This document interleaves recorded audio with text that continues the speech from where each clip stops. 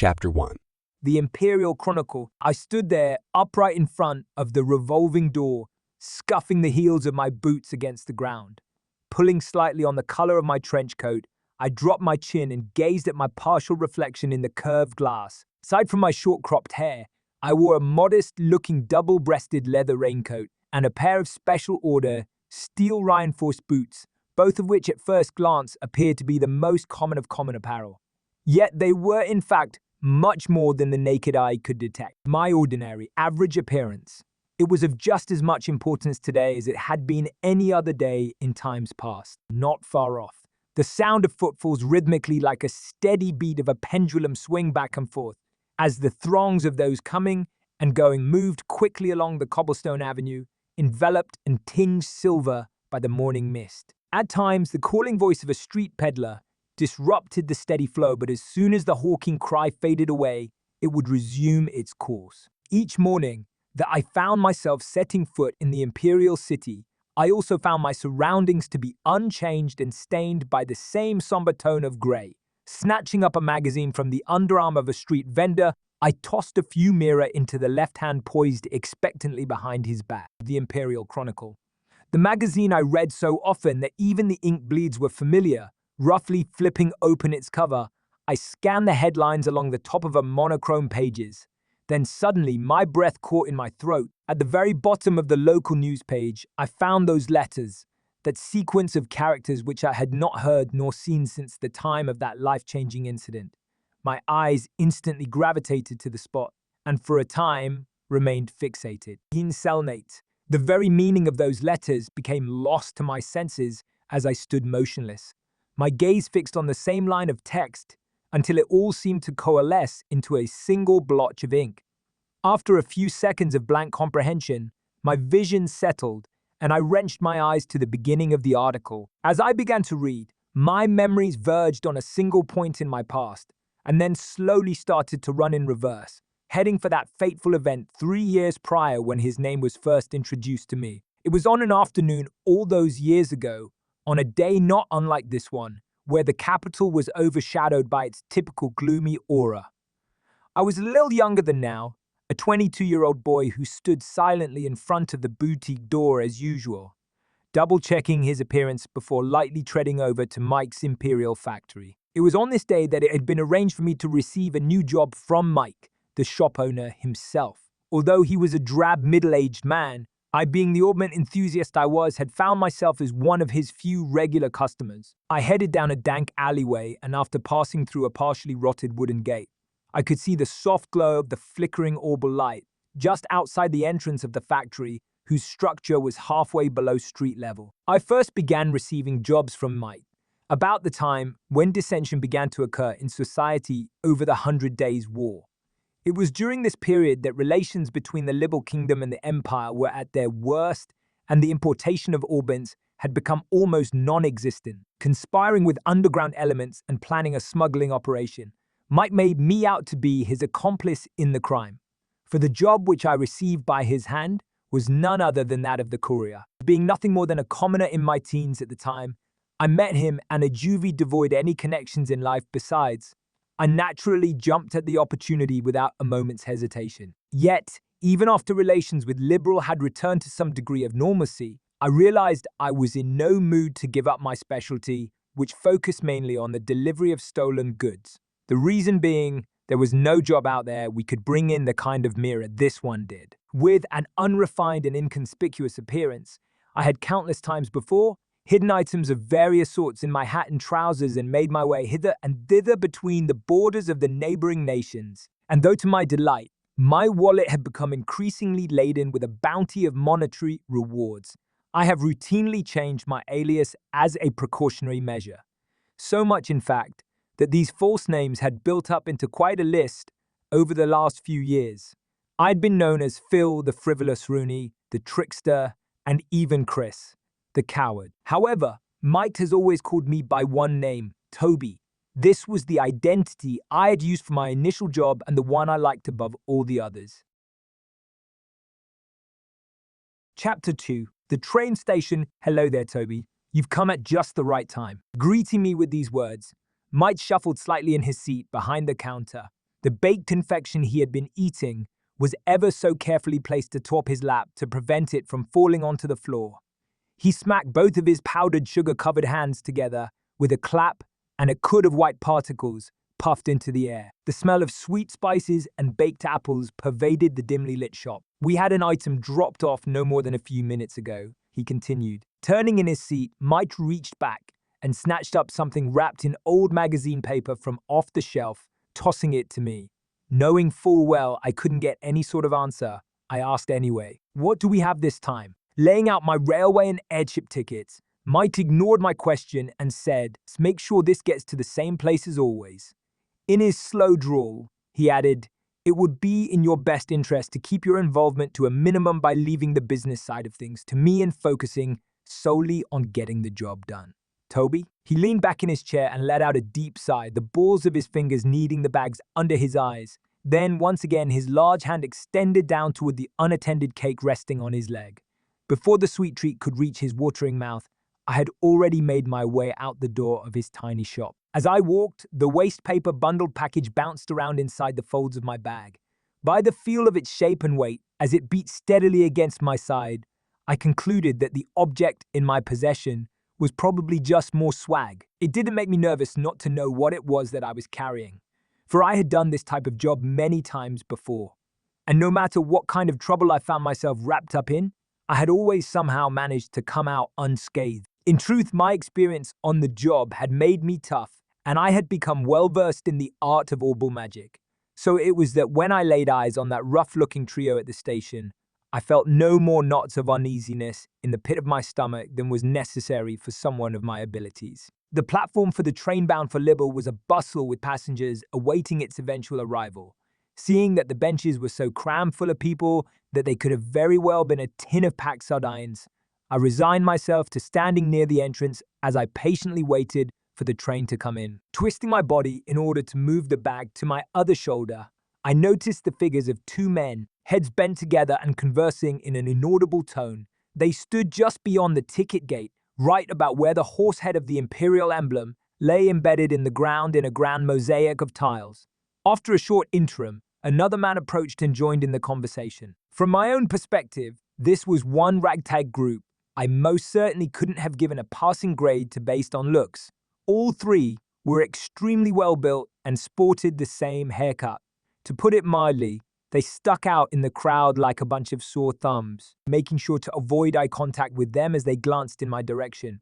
I lunged my bag back onto my shoulder and ever so calmly reached my hand into my pocket and ran the tips of my fingers across the surface of my orbment. A woman's voice reverberated within the walls of the station, notifying the passengers that the train had arrived.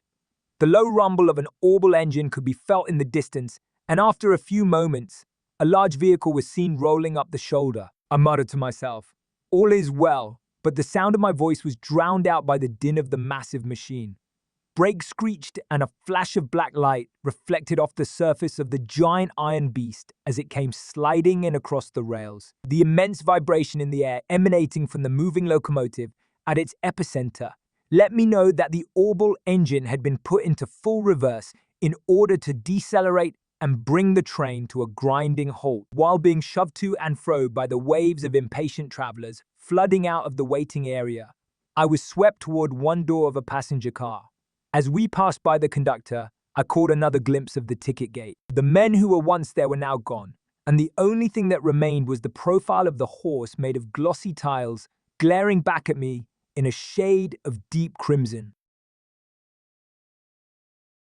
Chapter 3, representative of the Seption Church. The train barreled on, almost flying through the thick veil of fog. Droplets of water splattered against the window glass, extending out like transparent veins, and continued to wiggle back and forth under the pressure of the swiftly passing wind. Placing the temple of my head against the glass, I stared blankly down at the tickets in my hand and rubbed the two of them together between my fingers. I would be traveling by train to the border city, far south of its imperial cousin, and then to reach the Libel Kingdom I would have to transfer to an airship. Both of my tickets were first class but not the highest end seats available. The passenger car was nearly at full capacity, but for some peculiar reason, nobody had seated themselves in the space next to mine. As I mused about the empty seat, It occurred to me that mice may have purchased the spot ahead of time, leaving it vacant on purpose. There was no doubt in my mind that he was being paid handsomely to make sure this job was done and done well. Will you be traveling to the Liberal Kingdom, sir? Right around the time my trip on the rails had passed its halfway mark, I was met with this sudden question and set up with a start. My eyes searched for the one who asked it. There, standing in the aisle, was a single woman with a radiant complexion, beaming down at me. She wore a coat with overlapping buckles secured slightly above her breast and appeared to be in her mid-30s. Gingerly bending her knees and pointing her finger at the empty seat beside me, she asked, "Do you mind?" With a tilt of her head, she indicated the rear of the passenger car where swirling smoke saturated the air, and softly muttered, "The smell from the tobacco smoke is just dreadful." Wordlessly, I nodded and dragged my bag from its place on the floor, moving it over by the window to the opposite side of my feet. The woman expressed her thanks and delicately sat herself down in the seat next to mine. For being a perfect stranger, she talked on endlessly, and I appropriately reciprocated the conversation by saying that I was on my way to the Liberal Kingdom on business as an augment specialist. Her story was that she was on a mission of mercy for the church and had an errand to fulfill in the border city. "Just so you know, people sometimes refer to me as sister," she went on. "Of course, it's just a nickname." She recrossed her black leather boot-clad legs and let out a sort of suppressed titter from the back of her throat as she made mention of this. Sister Carnelia was her nickname. We continued on in this fashion, subjecting ourselves to a variety of idle banter. And as time drew on, the sun overhead began to dip in its arc, crossing the celestial meridian and descending into the west. Each time the moving train cleared a grove of trees, the entire vehicle, passenger cars, and all was bathed in a warm apricot hue, flooding into the cabins, creating a majestic spectacle. I gaped at the coruscating effect and in doing so locked eyes with Sister Carnelia. Right at the moment, the brilliance of the sinking western light seeped into her rich brown irises, causing them to give off an exquisite rubescent sparkle. The glimpse made me wonder if the origin of her eyes being likened unto the luster of a polished carnelian stone. The train gradually began to decelerate, and Sister Carnelia returned to her original seat in order to collect her bags. As a matter of habit, I checked my bag and orbment and found both the junk paper-covered package and the magical device fastened into my trousers' inner pocket by a series of chain switches, exactly where and how I'd left it. A woman's voice came over the intercom system announcing that the train would be arriving on schedule and that rainy weather was to be expected at our destination. At the conclusion of the announcements, a number of disappointed sighs could be heard coming from along the row of seats. Raindrops pattered against the windows outside as the looming silhouette of the overcast city came into view. The station's signal lamp emitted an angular light which was scattered with a refractive effect by the falling droplets of water. Then came a spine-chilling metallic sound, followed by the jolt of the orbital engine's reversing thrust as the locomotive at the front of the train lurched to a halt. Over the loudspeaker came another announcement asking passengers to ensure that they did not leave their baggage behind. And with that, several people stood up and crowded into the aisle. Watching a station worker in uniform as he waved a small flag amidst the falling rain, I picked up my bag and rose to my feet. I crossed paths with Sister Carnelia as I attempted to step into the aisle. But when she tried to step aside and allow me room to pass, she suddenly tripped and fell forward, grabbing onto my shoulder for support. She picked herself up and, with an embarrassed smile, let me by. I gave her a short bow in line with general etiquette practices, then headed for the exit ahead of her. Following my lead, Sister Carnelia shuffled along closely behind me, so close, in fact, that it felt as if she would step on my heels. Something about it just didn't feel right. Instinctively sliding my right hand into my pocket, I searched for my orbment, but the brass feeling I had grown accustomed to was nowhere to be felt. In an instant, I felt my arm being twisted behind my back by someone or something with incredible strength. The sleek sound of a blade being unsheathed and then a warning prick of the tip of my back indicated the seriousness of the situation. "I have what you're looking for, Toby," whispered Sister Carnelia in an almost inaudible tone, her lips barely moving just behind my right ear. "Let's not try anything either, shall we? I'd hate to see your afternoon spoiled any more than it's going to be." And to show that she meant business, Sister Carnelia slightly altered the angle of her grip on my wrist, causing an explosion of agony that sent sparks flashing behind my eyes. Chapter 4. Human Fodder. Sister Carnelia spoke to me in a tender tone as she sent a wave of immense pain rushing through the whole of my right hand. "I won't have any trouble with you now, will I, Toby?" she asked, far from eyes just brimming with tears. I nodded my head in consent as the salty streams of water ran down my face. Satisfied with my answer, she loosened her grip, and I felt the pain vanish as if it had all been some sort of illusion. With a wry smile, she further added, "Don't get me wrong, Toby. I've been sent here to protect you by the goddess herself." This is what she said while instructing me to keep my eyes focused on what lay beyond the window glass. Yet, there was something about the way she pronounced the last syllable of my name that really rubbed me the wrong way. Little by little, the line of passengers slowly began to flow out of the train car. Prodded on by Sister Carnelia, I inched forward while keeping my gaze on the platform through the passenger car window. Down the stairs which led to the front ticket gate were the figures of those men from earlier this morning. The three thug-like passengers who had been loitering near the large horse head emblem of tile at the Imperial Station. A muffled laugh echoed from her throat as she too noticed them. "Well, isn't this a warm reception party you've got going on?" Cocking my head, I quietly pleaded, "Give me back my orbment." Sister Carnelia said nothing. Members of the crew bid us farewell as we stepped through the exit to disembark the train onto the lead-colored platform below. Angrily, I thought to myself, damn it, what's wrong with these fools? Can't they see what's going on? I shut my eyes halfway to protect them from the drizzle whipping against my face, and I hurriedly descended the wet set of stairs a half pace at a time. Sister Carnelia moved along behind me at precisely the same length of stride. Below, the group of thugs waited expectantly at the bottom of the stairs. Waited for me, no doubt. Contemplating the rate at which I was going, I ultimately believed it was only a matter of time before I would be handed over to the enigmatic group. I caught sight of their soured faces as the distance between us grew smaller and felt the heat of my left hand tightly gripping my bag grow in intensity until my palm began to sweat profusely. Hitting the midway point on the stairs, Sister Carnelia suddenly whispered in my ear, "Keep your eyes on the ground, Toby." I did as I was told and cast my gaze down upon the tips of my boots stained to a darker shade by the rainwater. Then, right at the moment, I let out my breath.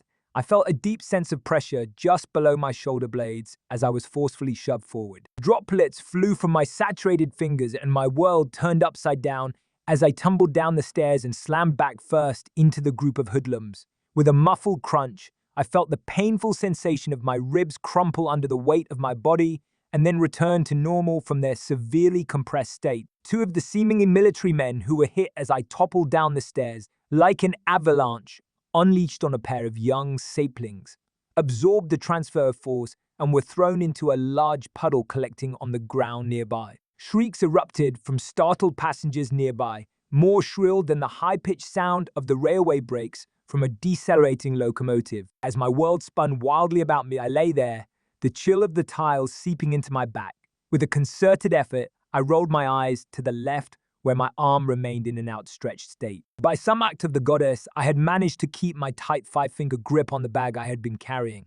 In an effort to get up, I slid into a prostrate position, keeping my chin in contact with the ground, making a low visual sweep of the vicinity as if my life depended on it.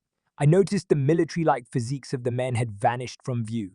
The only figure I saw standing above me now on the platform was that of Sister Carnelia, and on her shoulder, as if she were merely hefting a sack of grain, was one of the men. Turning in the direction where the train sat in its motionless state, she lobbed the unfortunate man down onto a set of empty trail tracks below. By this time, I had risen to one knee while keeping the other planted firmly on the ground in a half-standing position. The world in front of me was still swaying, undulating in my wavering eyesight. My head slowly rocked back and forth with it as the double vision of Sister Carnelia's boots approached me.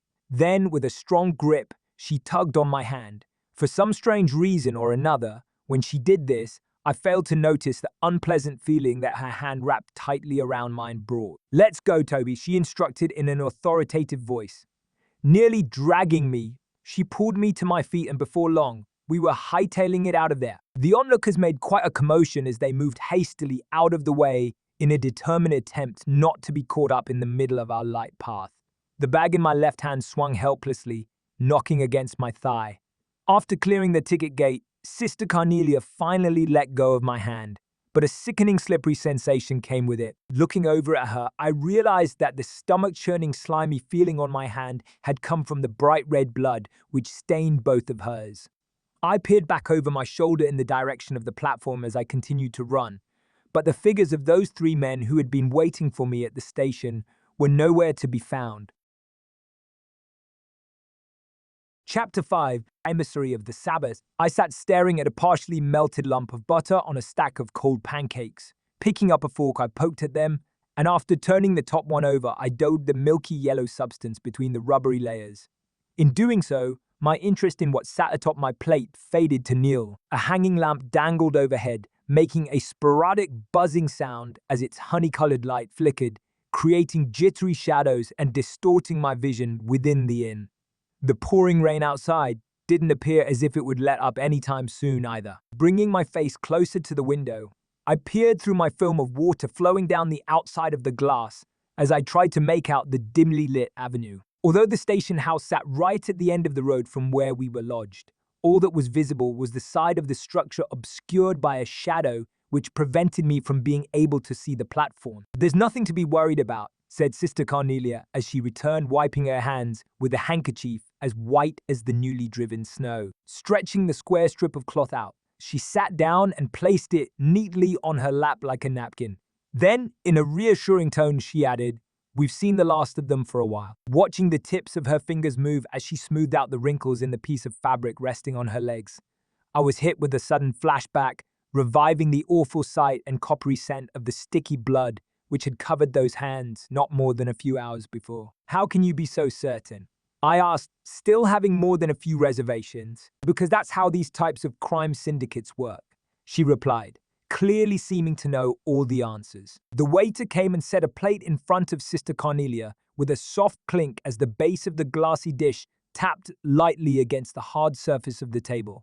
After scooting the meat-laden porcelain plate closer to her, she licked off the sauce, now covering the tips of her fingers in an almost sensual way. Sickened by the bloody image already in my mind and now the sauce, I tossed my fork aside and leaned heavily back in my chair. The city outside began to fade into shades of gray, and by the time Sister Carnelia was finished tucking away her steak, it had completely sunk into the darkness of night. I questioned her again. "How can you be so certain that no one will come after us?" Using a piece of black-crusted bread to wipe up the last drops of sauce, she answered, "Because that's how they function. One unit consists of 3 people." Then, as if remembering something else important, she added, "That group that was after you, they're a Jaeger Corps." So upon hearing this, I recalled seeing some of those men at the landing port some time ago. Only the most renowned and killed of mercenary groups have the honor of calling themselves a Jaeger Corps. Or at least that's what Mike had told me about them. They were soldiers of fortune who were said to relentlessly follow the flow of Mir wherever that happened to lead, and they would stop at nothing to get at it, even if it meant spilling blood. Warhawks, mercenaries without borders, and a group never to get involved with, is what Mike often had a habit of saying about them. Instinctively, I slid my foot forward and checked the location of my bag with the tip of it. "It's quite simple, really," Sister Carnelia explained as she reached for her dessert. "You, Toby, are carrying something that's apparently got a lot of people on edge, and someone's hired a Jaeger Corps to take you out. But it's not me they're after, it's what I'm carrying." "It's all the same," she retorted as she gulped down her cup of tea in a single breath. "They're going to kill the courier before they even think about searching the contents of his bag. A butcher kills a cow before someone grills the steak, not the other way around." Lecturing me all the while, Sister Carnelia took a glossy tallow-handled knife in hand and sliced it into her apple pie. The powdered sugar, sprinkled on the flaky crust, danced under the golden light. I felt a stabbing pain of guilt race through me, just above my gut. Unexpectedly, I began to think about Mike could be doing at the moment, but my short period of rumination was cut short when I saw Sister Carnelia's hand stop cold. Glaring into the darkness, eyes focused and intent like a hunting dog's, she tossed something shiny onto the table and eventually rose to her feet. There it was, my orbment. "Where are you going?" Without pausing to answer my question, Sister Carnelia expeditiously fastened the buckle of her coat. You've got good taste, Toby. One at a time, she set her heels on the chair and tightening her bootlaces. Using the full capabilities of that augment is no small feat. I think even most bracers would be in for a real surprise if push came to shove with you in the ring. Growing ever more impatient, I asked again. So where is it exactly that you're going? That's none of your concern, came the answer. Suffice it to say, I will be seeing you again on the morrow. And with that, Sister Carnelia disappeared through the door of the women's restroom. As if exchanging places, two other men entered the restaurant. They walked directly to the table at which I sat and stood before me, flashing the emblem on his chest, and without making any sort of eye contact, one of the men said, "We're with the Bracer Guild. I apologize for disturbing you in the middle of your evening meal, but you'll need to come with us." Chapter 6. Ascertaining the Inner Workings. My orbent, emptied bag and package wrapped in old magazine paper were laid out neatly on the table in front of me.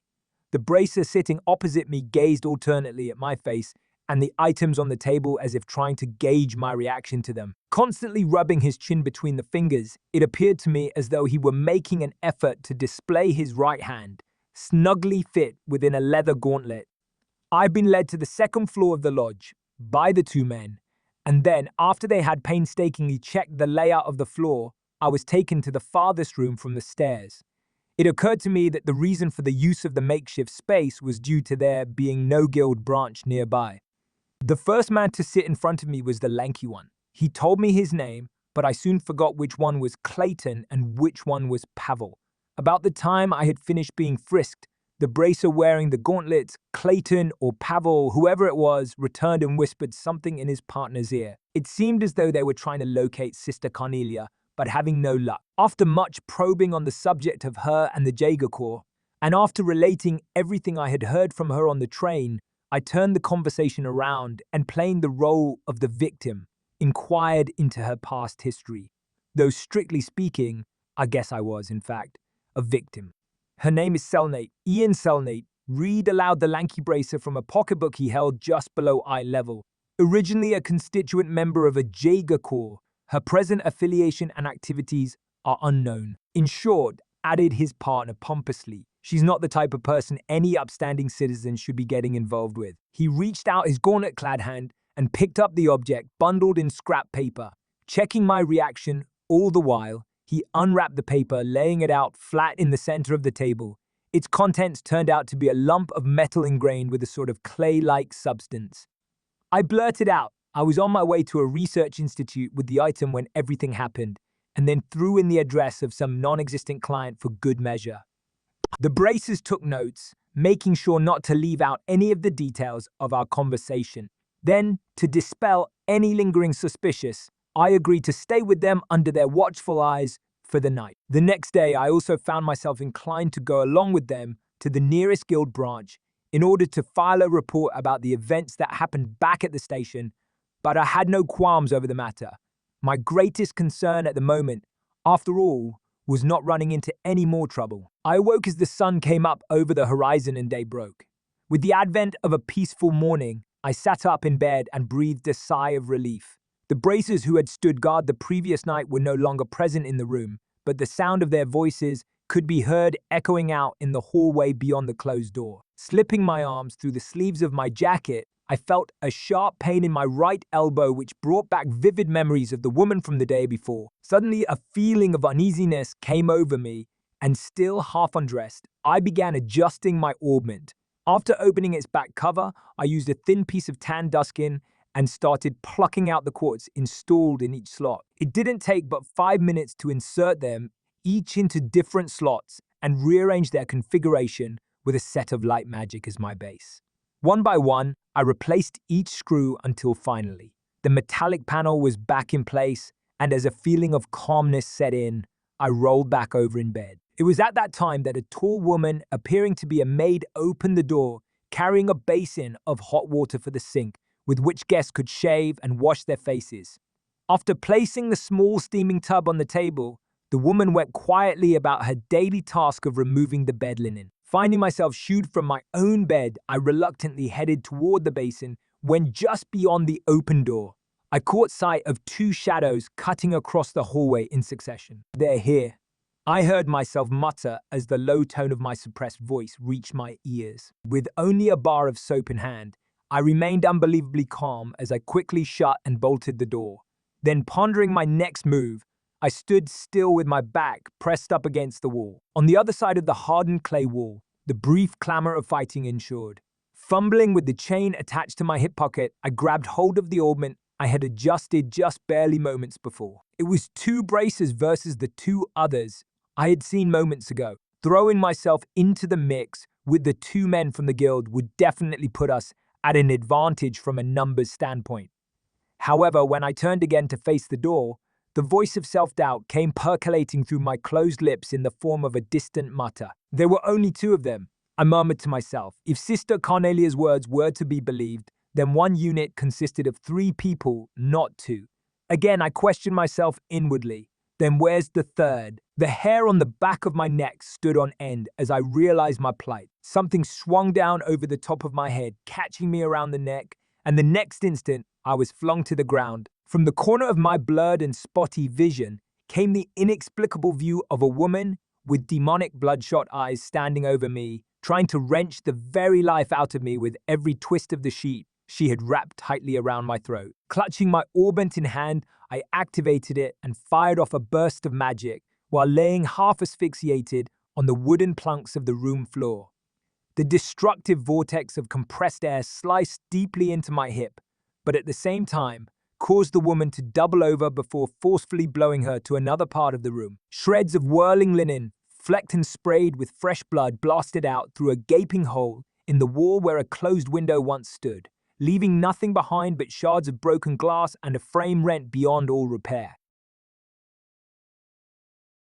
Chapter 7. The Death of a Friend. Wheezing, I breathed in the sound high and whistling as the air fought to make it through my constricted windpipe. Still clutching tightly to my ointment, I unwound the sheets from my throat. Utterly exhausted, I tilted my head on its side and watched with reddened eyes as a small stream of saliva dribbled down over the edge of my mouth and pooled onto the floor.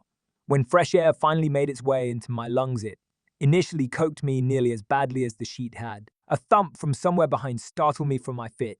The Jaeger Daemoness, like a spring-loaded doll, leapt up from the floor of the room. The single shot of magic I had previously landed in her gut should have done the trick, but the fluid way she moved about made it appear as if she were unfazed by the blast. Within arm's reach of where I had subconsciously curled myself came the splintering sound of unseasoned wood being hewn down by a giant woodcutter's axe. In the following instant, Sister Carnelia came flying through a newly opened hole in the timber door, her entry punctuated by a cloud of splinters. Her arms as pliant as whips, she passed by the female Jaeger in a lightning-quick motion, and with a turning assault, clocked her opponent full tilt in the face. The woman spun with the force of the blow and fell with a tumultuous thud, her head cracking hard against the floor. Like a prima ballerina, Sister Carnelia raised her knee high until she had it tucked securely up against her sternum. She stared down at the outstretched figure on the floor. Muscles flexed and without an ounce of mercy, Sister Carnelia let her judgment fall with the heel of her boot stomping down and crushing the wretched woman's throat. As I witnessed the grotesque and unsightly scene, Sister Carnelia gave a quick glance in my direction and beckoned me on. Then, with a nimble hop into the unknown before her, she cleared the broken window frame and lighted to the ground below. Quickly scraping my belongings together, I made after her in the same manner as she had left, out the window with a 2-story drop to the cobblestone side road below. Waiting close by and helping to break my less than elegant fall, Sister Carnelia led me on as we took flight along the avenue, brightly lit by the morning sun. A deafening blare from an orbital engine's whistle indicated that the first train was about to depart. Sister Carnelia immediately pulled a ticket from out to her coat pocket and held it out to me from the side, reaching for the fluttering strip of paper between her fingers. I realized that I was still carrying the bar of soap from before, so I chucked it, not caring where it landed or who it might hit. Aboard the train, the smoggy haze from the incessant smoking of the nattering gentlemen had permeated into every nook and cranny of the passenger car. There was also the smell of newly printed publications and the occasional sound of someone clearing their throat. It felt rather awkward to have boarded a train bound for the Imperial City with my bag still in hand. Do you know what your problem is, Toby? Sister Carnelia remarked. You're just like that Auburnt of yours. Using her white handkerchief, she stanched the flow of blood from my leg, which had lacerated by the spinning arrow blades of the magic. Once you get yourself into trouble, you keep digging yourself in deeper until someone comes along with a billy club and whacks some good sense into you. Placing a folded magazine on my lap, she tapped on it with the nail tip of her index finger, indicating that I should read what was inside. It was a copy of the Imperial Chronicle, which had been published just that morning. Several-lined article, buried pages behind more titillating news, told of the suspicious death of one Orbital factory owner somewhere within the capital. This was the first time I had ever become aware of Might's real age. Sister Carnelia continued her lecture as she mercilessly upbraided me for my reckless behavior. You missed Begin caught up in all of this by a hair's breadth, she informed me coolly, at a loss for words over the shock of Might's death. I put the magazine away in my trench coat pocket. Another 5 minutes in that shop and you would have gone to meet your maker too. I shook my head and with trembling lips, let my thoughts fumble out of my mouth. I just don't get it. Why did Might have to die? Images of Might's cold body behind the counter alternated in my mind with that of the lump of metal wrapped in scrap paper. Just what the hell had I been carrying all this time, and why did anyone have to die over it? I pondered at length. Sister Carnelia met my eyes and held them. Because it's an artifact, she said simply. An artifact. I scoffed as I blew off her answer. It's not like I haven't carried a bunch of them before. Artifacts, in short, were the remaining legacy of an ancient civilization and the generic term for any unidentifiable mechanism which resembled that of an augment. I had spent my days as a courier smuggling any number of those items under the false pretense that the goods I was carrying were nothing more than rare antiques, and readily placed them in the hands of those aristocrats, amongst whom they were especially in vogue. And for the most part, my current possession appeared as though it belonged in the same group as the others. Personally, I could find no other value in the collecting of these artifacts besides the indulgence of oneself in a decadent hobby. Chiding me as if I were a clueless child, Sister Carnelia rebuked. You're wrong, Toby. This one's much different than the others. After a moment's pause, she added, it's alive. Unable to grasp what she had meant, I looked at her with a questioning expression on my face. Sister Carnelia tried again. What I'm trying to tell you is that it still works, although I'm not really sure what kind of power it actually has. It was unearthed during an excavation within the Empire's territory about 30 years ago. Sister Carnelia's subsequent story about the particular lump of metal told of the dark history surrounding a group of aristocrats who relentlessly sought after it.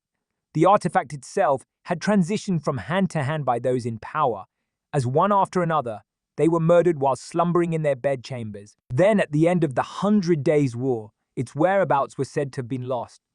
And strangely enough, it finally turned up in the capital after that artifact hired that Jaeger Corps to bring it to them, whatever the cost.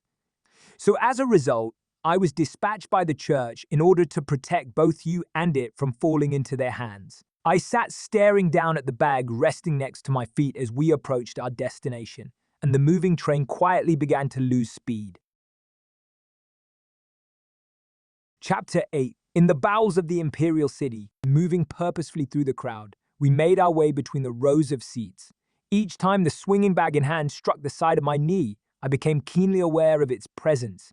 It was an unnerving feeling, quite like I had unintentionally brushed up against someone in an offensive way. Furthermore, it was nearly inconceivable to my mind that the ancient relic the Jaeger Corps were pursuing with such a frenzy was sitting right here inside the stitched cloth of this cheap handbag. What a fool Might had been.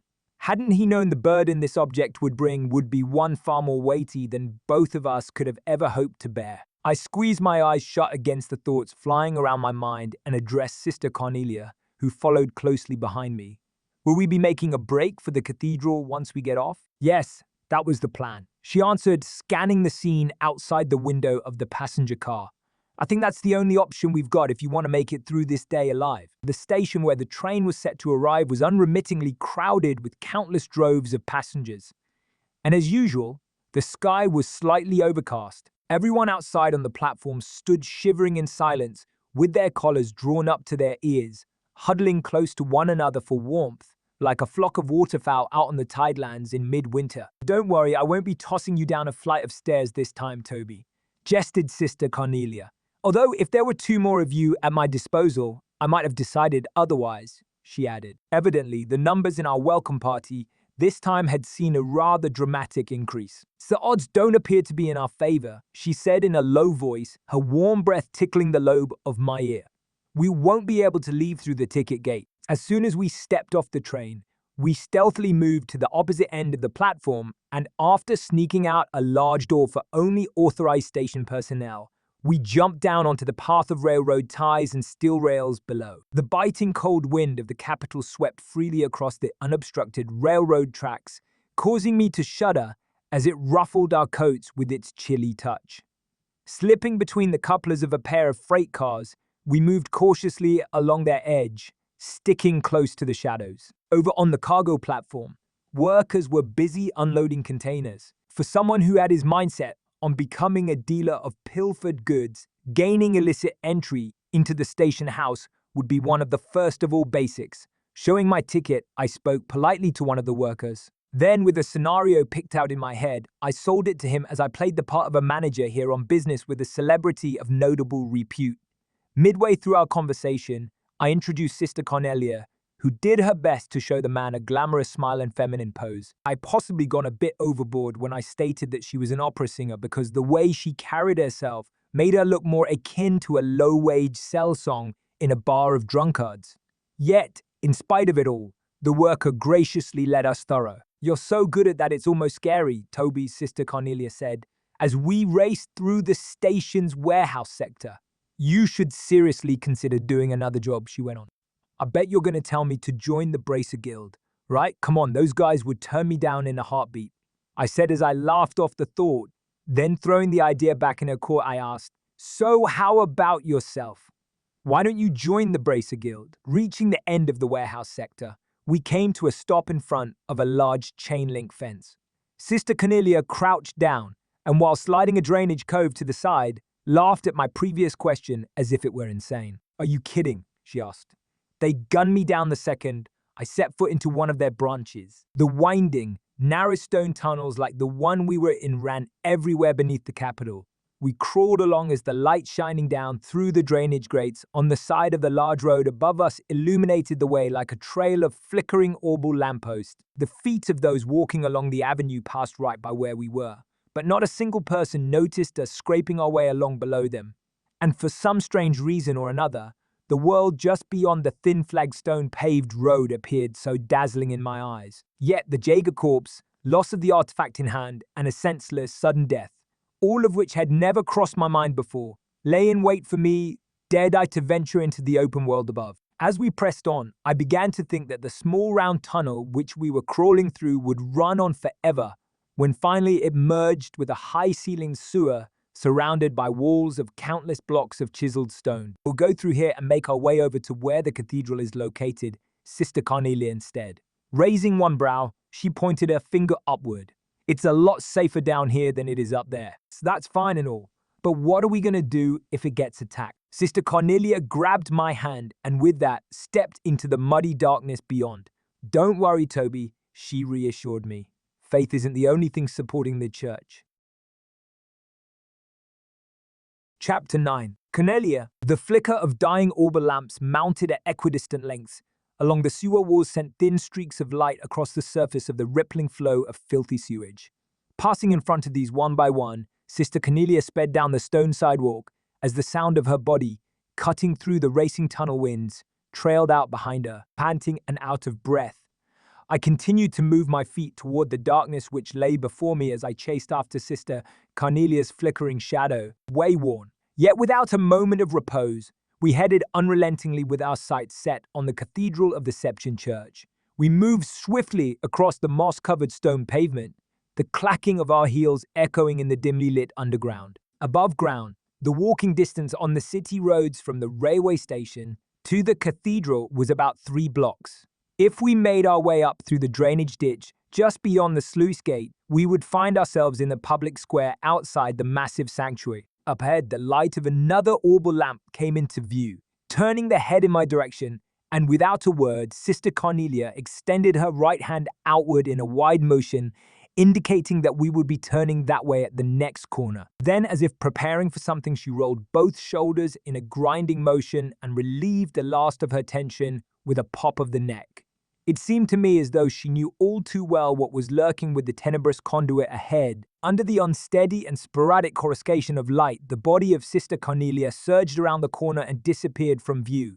1, 2, 3 went the walloping echoes, followed by the sound of something being rolled into the channel of filthy sludge. As I turned the corner, the first things which leapt into my sight were the contorted figures of two men on the ground, who I barely missed treading on. Sister Carnelia, who was by this time several steps ahead, continued to run at her usual pace as if nothing had happened during the preceding seconds. "It's Carnelia," came an angry but noticeably wavering voice from behind. I glanced to my rear to locate its source, and there I found a man who had dragged himself from the fecal-filled liquid, now lying next to his dead comrades, yelling with his dying breath as blood leaked out of his open mouth. "Carnelia, she's down here," he managed to croak before falling silent and still. Sister Carnelia paid no attention nor made any effort to look back. I turned my face forward and followed her example. The walls of the conduit leading directly to the sluice gate squared out into an ominous mouth of darkness, seemingly waiting for its next unsuspecting meal. Sister Carnelia gradually slowed her pace to match mine, as I had by the time become completely exhausted and out of breath. "It looks like these guys are dead serious about getting their hands on that item this time," she said as she focused her eyes on the darkness before us. "So were those men old friends of yours or something?" I inquired. Sister Carnelia turned to face me with her darkened scarlet eyes. "Is that what you heard from those braces the other day?" she asked. I nodded my head and questioned her no further.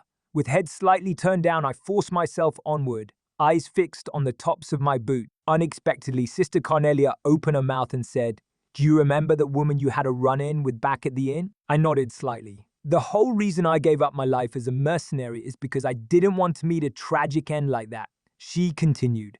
"A life of no meaning? Forgotten by all?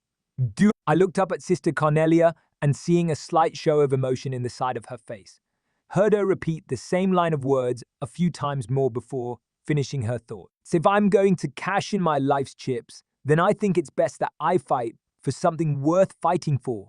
At least that way, I'd be able to leave a legacy of my existence behind." Taking in her words, I ran steadily beside her as I felt a sense of nondescript apprehension slowly begin to creep over me.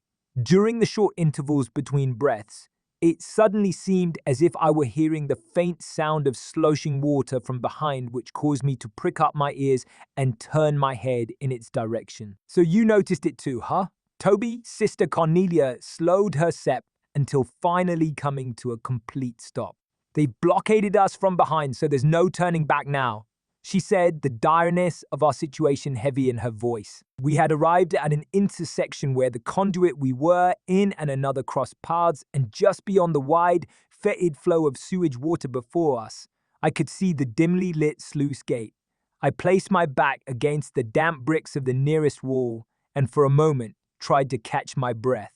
"They're probably lying in wait for us," Sister Carnelia assessed stolidly after glaring across the flowing sewage of the merged channels and then turning her head to the rear and narrowing her eyes again.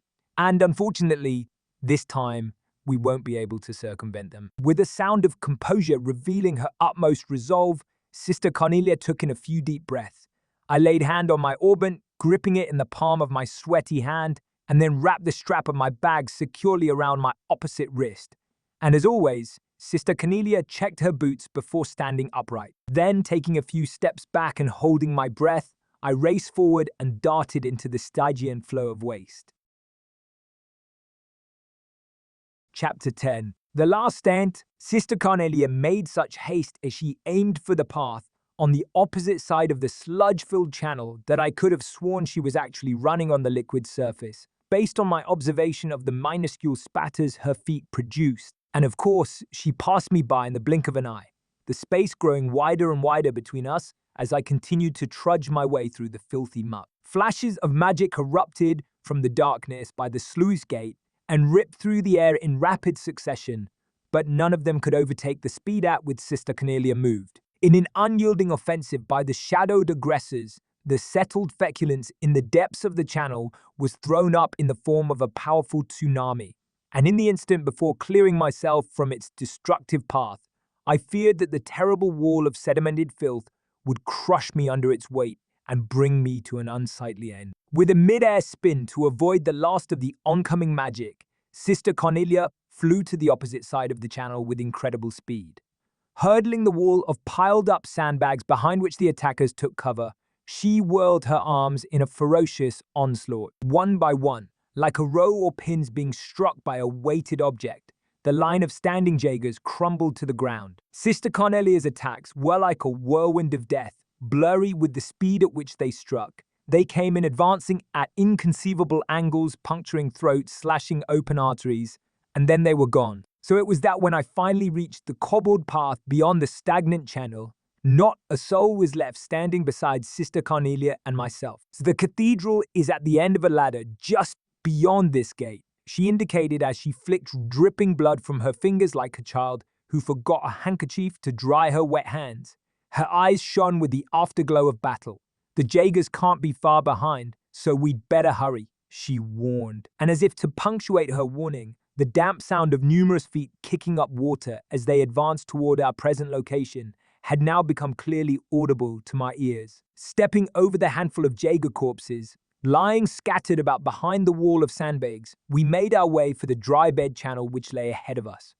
I placed my hands on the slightly damp stone floor of the empty channel and crawled through the half-open door of the sluice gate. A falling water droplet struck the nape of my neck as I passed through the cramped opening, causing me to stop dead in my tracks. In the moment that followed, I recognized the sound of an orbment overhead on the verge of discharging a burst of magic. By came the ostensible voice of Sister Carnelia, as my vision was instantly flooded with a wave of exceeding brightness. Then, in the midst of this world of blinding light, came the hand of a savior which grabbed me firmly by the shoulder. The powerful feeling of being dragged and the explosion produced by magic rupturing stone were almost simultaneous. As the booming roar swept across the whole of my body, I was thrown backwards toward the ground. Despite my clouded vision, I managed to somersault before landing in the prone position. Choking on the lithy puddle I had fallen face down in, I lifted my head in time to see a cloud of blackened dust being heaved from the mouth of the halfway raised sluice gate door. And if my worst nightmare had now become reality, I watched as one after another, the blockading Jaegers emerged from the smoky cloud, each bearing a glinting blade, and they floundered about on the slippery mud and watched as their ranks sprang into action and closed in, their rugged facial features now visible to my eyes. Instantly rolling to the side, I unsheathed my hidden blade as I attempted to deflect a wide-arching slash of another with my bag. The cloth of the bag, over which the sharp edge ran, split open without a sound, and the paper-wrapped orbment fell onto the cobbled floor. Frantically, I searched for the orbment at my side, but I was unable to get a grip on it because of my clumsy, panic-stricken state. One of the mercenary men, his eyes intent on my throat, drew back his long sword to end my life.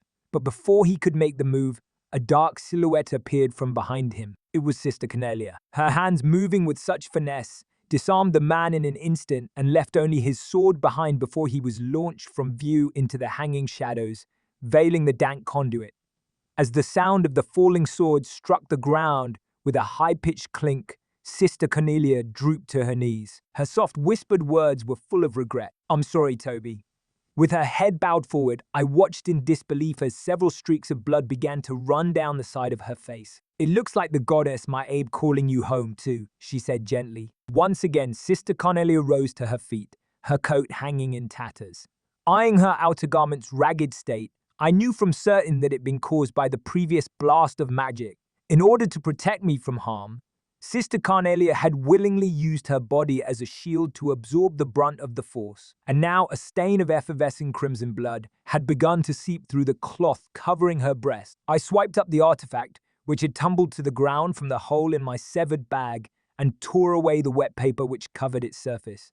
Then, with the cold lump of metal in hand, I placed it atop my orbment as I gripped them both tightly together. The sound of footfall from the Jaeger Corps had by now subsided. They stood in a cluster with their swords drawn, effectively blocking any possible escape through the sluice gate.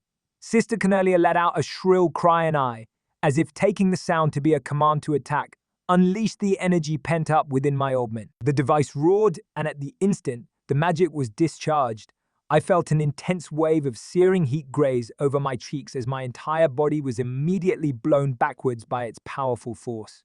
Stunned, I collapsed onto the floor. When I finally forced open my eyes, I could see Sister Carnelia standing above me with her back turned to face me. Her right arm had lost all strength to function and hung limply at her side. Dazedly, she slid to her knees and slumped onto the ground before me. I pulled Sister Carnelia close to myself and, hugging her tightly, blasted the pack of assailing mercenaries with an instantaneous wave of magic. But then it was all over, my last stand ending as soon as it had begun. Countless razor-sharp sword tips stared down at us from all sides. Convinced that I had finally reached my life's terminus, I raised my right hand, and while placing a false hope in my augment that it could somehow protect us, I activated it, the last of its energy being consumed as it was drained to empty. Whirling arrow blades spun around us as I closed my eyes and accepted my fate. And behind my darkened eyelids, an endless realm of whiteness began to spread out before me. Final chapter, a legacy never to be forgotten. I was swallowed by the light, only to be spewed moments later onto a patch of hardened ground. The air was filled with the scent of sun-baked earth, yet for being the floor of some grandiose, heavenly estate inherited by those in the afterlife, it felt quite like the flagstones I had grown accustomed to in my past life. Upon feeling around in my immediate surroundings, my searching hand found soft locks of disheveled hair. It seemed as though Sister Carnelia had come as well as I to meet our Creator firsthand. Gradually, as I lay there, I felt something warm well within the pit of my stomach. Weary and spent, I just let the feeling spread over me. It was at about this time that the sound of murmurous voices started to fill the air around us. Warm breath tickled across my nose and brow, letting me know that I was being stared at directly in my face. As my eyes adjusted to the intensity of the light, I realized that I was looking into the face of a young girl who beamed back at me brightly with the widest of smiles. However, she seemed a bit young to hold the esteemed position of the goddess. The knell of a bell overhead rang out loud and clear. Strangely, it had sounded exactly like the cathedral's distinctive toll. Taking in the series of events to be rather odd, I picked myself up and at last awakened from the dream which had temporarily invaded my senses. There it was, the familiar cityscape, the sounds and even the scent of the breeze. I knew the place by heart. It was the public square of the imperial city which unfolded before the great cathedral of the Septian Church. I opened the fingers of my right hand and stared down at the metallic lump in its palm, entrusted to me by might. Golden filaments of light swirled across the surface of the artifacts. I instantly recalled Sister Carnelia's words. "It's alive," she had said. And as I watched the ancient light gradually fade away before closing my hand around its surface once more, I believed it. Supporting each other, by wrapping our arms around one another's shoulders, Sister Carnelia and I hobbled and limped our way toward the magnificent cathedral as the awe-inspiring figure of the goddess. Adios stood silently with unfurled wings, watching over us from the deep-hued stained glass window above. And as for the events which followed, they were all settled in an orderly fashion. The metallic lump which Sister Carnelia so daringly risked her life for was turned over to His Eminence, the Cardinal who presided over the cathedral. He disappeared with it through the thick open door of a sacred vault. The level of corruption which had spread like a plague among members of the imperial court, influential aristocrats, and even commissioned officers in the imperial army astonished even those mediators acting on behalf of the Bracer Guild. I stayed close by Sister Carnelia as she was laid out on a pew within the chapel of the cathedral. The real sisters of the church delicately pulled off her coat and cut open her vest, now stuck to her body with dried blood. Upon doing so, they found an ornate shirt of chainmail just beneath the layer of her clothing, which for some strange reason seemed to bewilder them all. The next day, a certain aristocrat, who had hired the Jaeger course to carry out his selfish bidding, agreed to relinquish the artifacts in his possession in return for keeping his estate. Hence, his collection of forbidden antiques were brought under the safekeeping of the Septian Church. Sworn to secrecy, I made immediate arrangements to take leave for the Calvard Republic. My destination, a high-class resort, which turned out to be an excellent way to recover physically and mentally, as well as forget about a series of events which had occurred over the past few days. Naturally, the braces assigned to provide my escort were none other than Clayton and Pavel, who before we left guided me without a word to where Sister Carnelia was resting. I talked with Sister Carnelia, who had awoken for a short interval, but as I got up to leave, she reached out her dainty hand and said to me, "Before you go, I want to tell you my real name. It's Ein. Ein Selnate." I took her unblemished hand in mine and gripped it firmly as I expressed my appreciation for what she had done. And today, now 3 years later, I stood staring at her name once again, but this time printed on a page of the Imperial Chronicle, the Inselnate. Below those printed characters ran the few lines of an unembellished article. Yesterday, a corpse was discovered in an urban area of the capital just before dawn. The body was found to be covered with multiple stab wounds. The departed in life had been involved in charitable work and brought salvation to many afflicted souls in various regions throughout the land. As I read the last line, I envisioned the deceased figure of Sister Carnelia lying motionless upon a darkened street. Yet, despite the blood-stained face I envisioned in my mind, I saw her as she rested in peace, a gentle smile crossing her face and vindicated of any transgressions in life. As I rolled up the copy of the magazine in hand, I brushed my hand lightly across the shining bracelet emblem pinned on my chest. Almost 2 years had passed since I converted to my new line of work, which Sister Carnelia had so graciously recommended to me. And finally, I had even become used to using my real name. Toby came the whisper of Sister Carnelia as it resurrected in my ears. Now only known as Toby, I pressed my forehead up against the cold, clouded window of the passenger car, the refulgent eyes of Sister Carnelia shining brightly like a carnelian stone, forever ingrained in my memory. In my mind's eye, I watched as her coat sleeves trailed out behind her, and she dashed away into the darkness of my memories. Opening my eyes, I gazed out through the window glass, and there I saw the bleeding rouge-colored illumination of the imperial city as it faded away beneath the heavy white fog. The ended.